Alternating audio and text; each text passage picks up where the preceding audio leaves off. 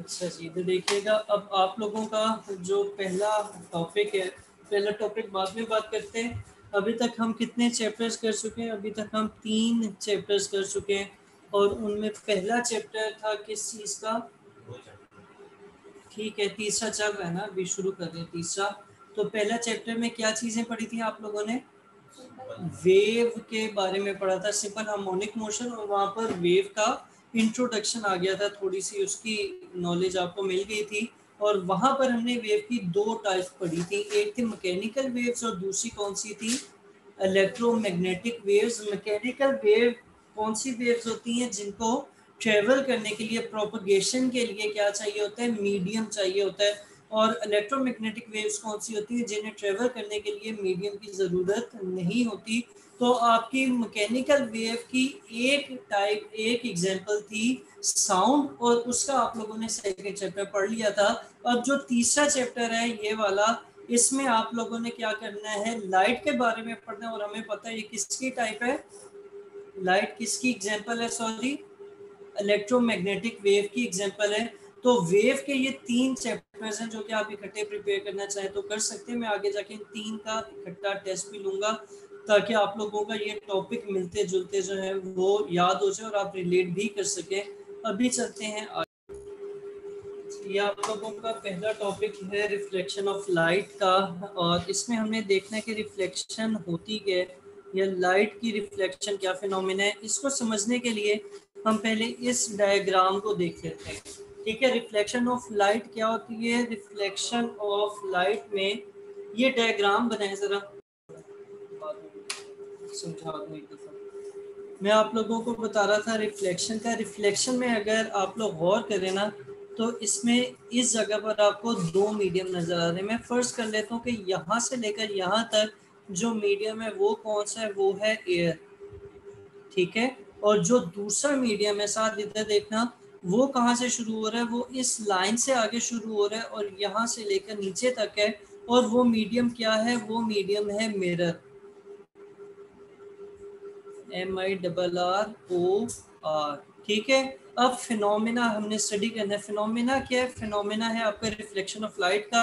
इसमें एक ray of light आएगी, ठीक है, दूसरे मीडियम की सरफेस को, दूसरे मीडियम की अपर मोस्ट लेयर को टकराएगी, और टकराने के बाद कहाँ जाएगी? वापस उसी मीडियम में चली जाएगी जहां से वो आई थी। तो इस फेनोमेना को नाम क्या दिया जाएगा? इस फेनोमेना को नाम दिया जाएगा रिफ्लेक्शन ऑफ लाइट का। ठीक है, अब इसमें कुछ चीजें हैं जिनको आपने ख्याल रखना है कि ऊपर जैसे आप लोगों को नजर आ रहा होगा कि इस वाली लाइन का जो मैंने ड्रॉ की है ब्लैक कलर की, इसकी ये वाला पोर्शन भी और ये वाला पोर्शन भी किस में आ रहा है? दोनों से मीडियम में ही आ रहे हैं, एयर में ही आ रहे हैं। ठीक है, और ये मिरर के अंदर नहीं गई ना, उसकी सरफेस से टकराकर वापस पहले मीडियम में यानी एयर में ही आ गई है। तो इसको हमने क्या नाम दिया? इसको हमने नाम दिया रिफ्लेक्शन ऑफ लाइट का। अब इसके कुछ कंपोनेंट्स हैं जिनके नाम आप लोगों को आने चाहिए। उनमें सबसे पहले तो है इंसिडेंट रे। इंसिडेंट रे कौन सी है? कि जो रिफ्लेक्शन टकराने से पहले का जो पार्ट है रे का, उसको इंसिडेंट रे कहा जाता है। और जो टकराने के बाद आगे का पार्ट है उसको रिफ्लेक्टेड रे कहा जाता है। ठीक है, अब पहले वाले पार्ट में इंसिडेंट रे की लेबलिंग क्या हुई हुई है ये जरा मेरे साथ कीजिएगा। इंसिडेंट रे कौन सी है? हाँ, एक मिनट, ए ओ या ओ ए। ठीक है, सही है। और रिफ्लेक्टेड रे की लेबलिंग क्या है? ओ और बी। ठीक है साहब। अच्छा, तो ये हम लोगों ने इंसिडेंट रे और रिफ्लेक्टेड रे बना ली। अब यहाँ पर 2 बड़े इंपॉर्टेंट चीजें जो कि आप लोगों को आगे भी हेल्प करेंगे या आप लोगों को पता होने चाहिए। उनमें एक आता है एंगल ऑफ इंसिडेंस और एक आता है एंगल ऑफ रिफ्लेक्शन। ये दोनों कैसे ड्रॉ करेंगे ये आप लोगों ने समझना है। ये कैसे ड्रॉ करेंगे कि जो आपकी रे जब टकराएगी किसके साथ? मिरर के साथ, तो उस जगह पर आपने नॉर्मल लाइन ड्रॉ करनी है। ठीक है, परपेंडिकुलर लाइन ड्रॉ करनी है। अगर स्ट्रेट लाइन बन रही है मिरर की, आपने परपेंडिकुलर लाइन ड्रॉ करनी है, उसको नॉर्मल का नाम दिया जाता है। इस नॉर्मल का और ये इंसिडेंट रे का दरमियान का एंगल क्या कहलाता है? एंगल ऑफ इंसिडेंस कहलाता है। और इस नॉर्मल का और रिफ्लेक्टेड रे के दरमियान का जो एंगल बनता है, इसको क्या कहा जाता है? Angle of reflection. ठीक है, तो ये आपका था जी reflection of light. Reflection of light में इंसिडेंट रे और रिफ्लेक्टेड रे हमेशा किस में आएंगी? सेम मीडियम में आएंगी। ये आपके जहन में रहना चाहिए। ठीक है, ठीक है। अच्छा, और इसमें एंगल ऑफ इंसिडेंस हमेशा बराबर आएगा किसके? एंगल ऑफ रिफ्लेक्शन के। इसको हम लॉ ऑफ रिफ्लेक्शन में भी स्टडी करते हैं। मैं अभी आप लोगों को वो भी दिखा देता हूँ। ये हम लोगों ने ऊपर वाली लेबलिंग में आपको बता चुका। ये डेफिनेशन दी हुई है यहाँ पर सामने कि जब लाइट ट्रेवल करती है एक मीडियम में, फॉल करती है किसी दूसरे मीडियम की सरफेस पर, और इसका कुछ हिस्सा, अच्छा ये भी इम्पोर्टेंट लाइन है कि उसका कुछ हिस्सा जो है वो इसी मीडियम में वापस आ जाता है, जिसको हम क्या नाम देते हैं? रिफ्लेक्शन ऑफ लाइट का नाम देते हैं। रिफ्लेक्शन ऑफ लाइट के लिए हमारे पास लॉज ऑफ रिफ्लेक्शन भी हैं। लॉज ऑफ रिफ्लेक्शन क्या कहते हैं? जो बातें अभी मैंने आपको समझाते हुए बताई, वही किस में आ जाएंगी? लॉज ऑफ रिफ्लेक्शन में आ जाएगी। उनमें पहला पॉइंट क्या था कि इंसिडेंट रे और रिफ्लेक्टेड रे और तीसरी नॉर्मल रे, ये तीनों जो है कहाँ पर लाई कर रही होती हैं? सेम प्लेन पे लाई कर रही होती हैं। और दूसरा पॉइंट क्या है? एंगल ऑफ इंसिडेंस हमेशा बराबर होगा किसके? एंगल ऑफ रिफ्लेक्शन के। ठीक है, ठीक है साद और आयशा। अच्छा जी, अब उससे आगे चलते हैं, अगले पेज पे देखते हैं। ये तो आपका रिफ्लेक्शन ऑफ लाइट का हो गया था टॉपिक। रिफ्लेक्शन की दो टाइप्स हैं। एक तो आपके होती है रेगुलर रिफ्लेक्शन, और दूसरी टाइप कौन सी है? Irregular reflection.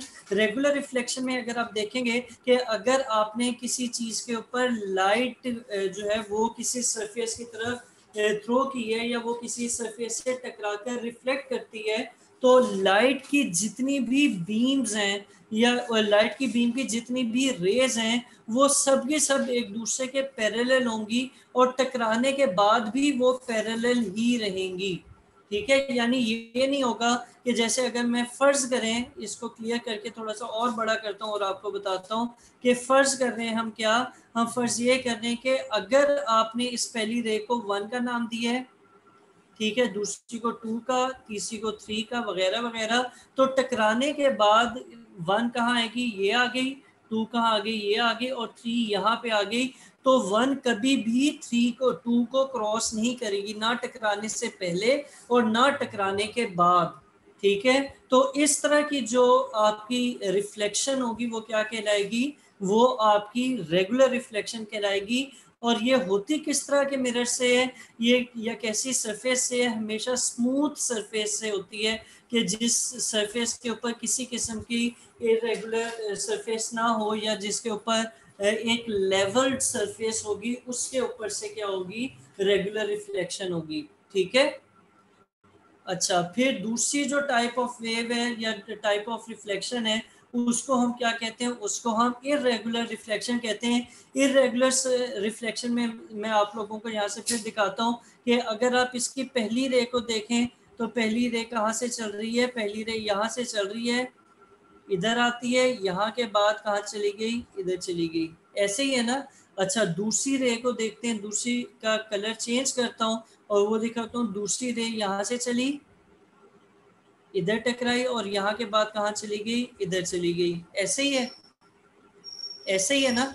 अच्छा, अब इसी तरह अगर आप तीसरी ड्रॉ करना चाहें, तीसरी भी ड्रॉ कर लें, और फिर गौर करते हैं इस पे हम मिलके कि ये जो तीसरी थी ये यहाँ आई और यहाँ से यहाँ चली गई।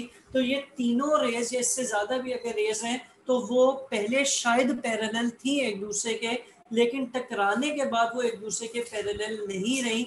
तो इस किस्म की, या तीनों एक ही डायरेक्शन में या एक ही पैटर्न पे आगे नहीं गई, तो इस तरह की जो रिफ्लेक्शन है वो क्या कहलाती है? सॉरी, कौन सी?